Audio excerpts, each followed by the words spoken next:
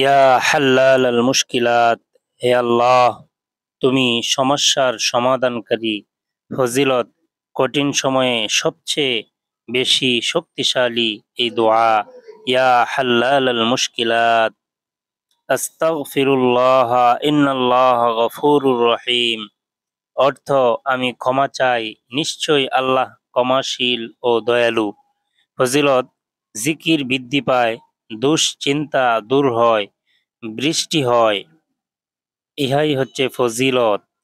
জাজাল্লাহু আন্না মুহাম্মাদান মা হুয়া আহলু।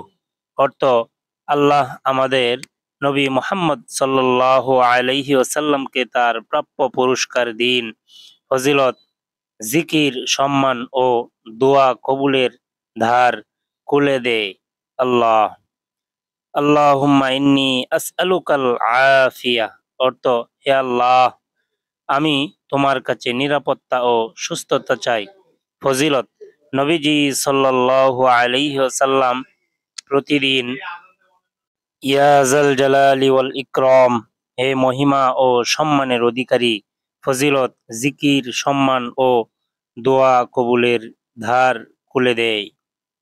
ইয়া হাইয়ু ইয়া কাইয়ুম বিরহমাতিকা আস্তাগীস।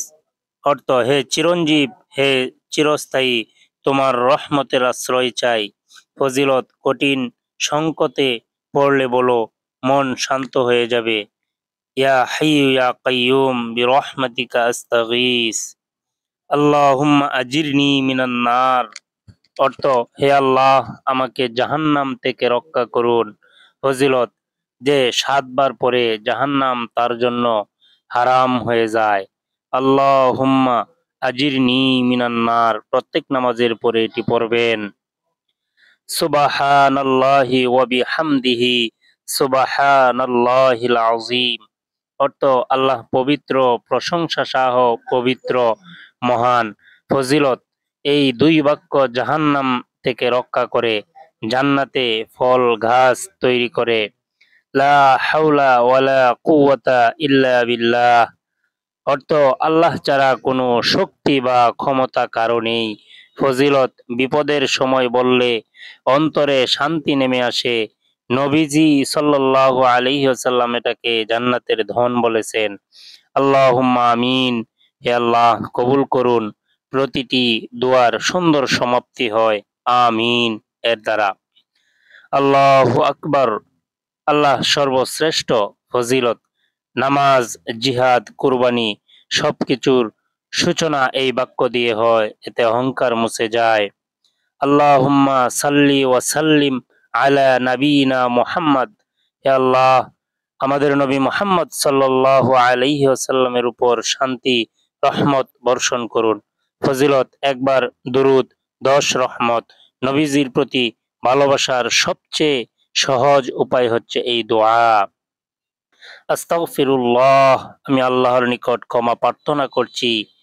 এর দ্বারা রিজিক বাড়ে, গুনাহ মাফ হয়, দুশ্চিন্তা দূর হয়। নবীজি প্রতিদিন 70 বারেরও বেশি এই জিকির পড়তেন। আস্তাগফিরুল্লাহ, সুবহানাল্লাহ, আল্লাহ পবিত্র ও ত্রুটিমুক্ত।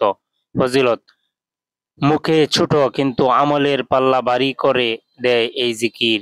জিকিরের মধ্যে এটি আল্লাহর কাছে সবচেয়ে প্রিয় বাক্য। আলহামদুলিল্লাহ, সমস্ত প্রশংসা একমাত্র আল্লাহ তাআলার জন্য। সুখে দুঃখে আলহামদুলিল্লাহ বলা একজন মুমিনের চিহ্ন। জান্নাতে প্রবেশকারীরা প্রথমেই এটি বলবে, আলহামদুলিল্লাহ। লা ইলাহা ইল্লাল্লাহু মুহাম্মাদুর রাসূলুল্লাহ। আল্লাহ ছাড়া কোনো উপাস্য নেই। মুহাম্মদ সাল্লাল্লাহু আলাইহি ওয়াসাল্লাম আল্লাহ তাআলার বান্দা ও রাসূল। ফজিলত, জান্নাতের দরজার চাবি। এই বাক্য ইমানের উপর এক বিশাল ভিত্তি। এই বাক্য ইমানের মূল চাবিকাঠি।